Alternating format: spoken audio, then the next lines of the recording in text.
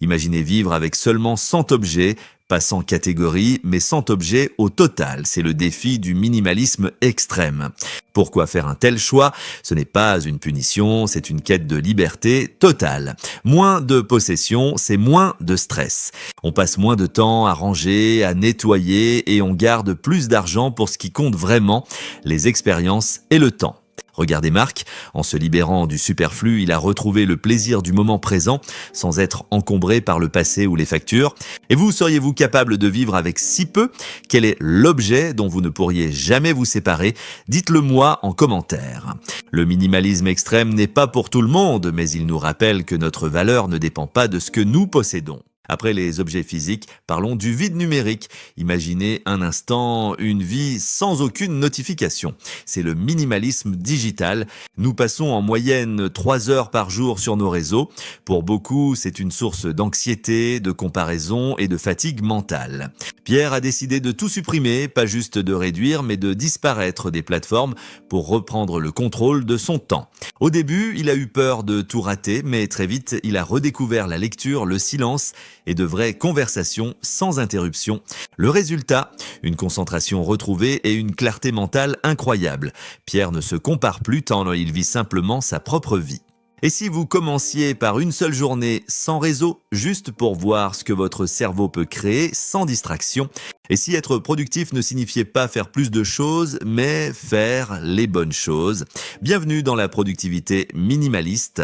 On nous apprend souvent que d'être débordé est un signe de succès, mais s'agiter n'est pas avancer, c'est souvent juste du bruit. Connaissez-vous la loi de Pareto ? 80% de vos résultats proviennent de seulement 20% de vos efforts. L'astuce, c'est de trouver ces 20%. Pierre a arrêté de remplir ses journées. Chaque matin, il choisit une seule tâche majeure. S'il ne fait que celle-là, sa journée est réussie. En faisant moins, Pierre a plus d'impact et surtout, il finit ses journées à l'heure, sans culpabilité, prêt à recharger ses batteries. La productivité minimaliste, c'est protéger votre énergie pour ce qui compte vraiment. C'est un choix conscient chaque jour. Avoir 1000 amis sur les réseaux, c'est facile, mais combien seraient là pour vous à 3 heures du matin? Bienvenue dans le minimalisme relationnel. On s'épuise souvent à vouloir plaire à tout le monde, à répondre à toutes les invitations, même celles qui ne nous apportent rien.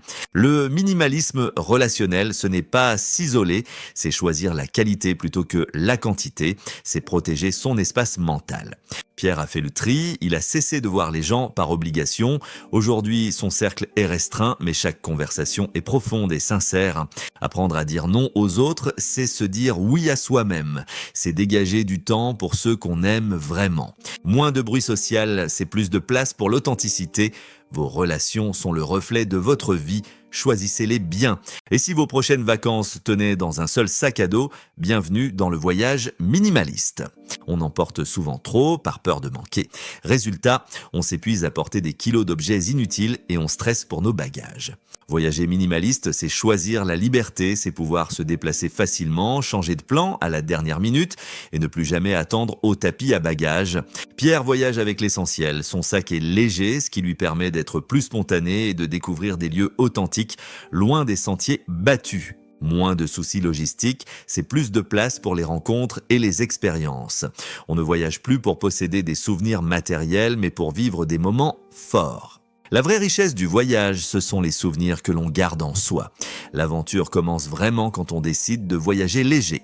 Pour ce dernier épisode, parlons du nerf de la guerre, l'argent. Le budget minimaliste n'est pas une privation, c'est votre ticket pour la liberté. On dépense souvent pour impressionner des gens qu'on n'aime pas avec de l'argent qu'on n'a pas.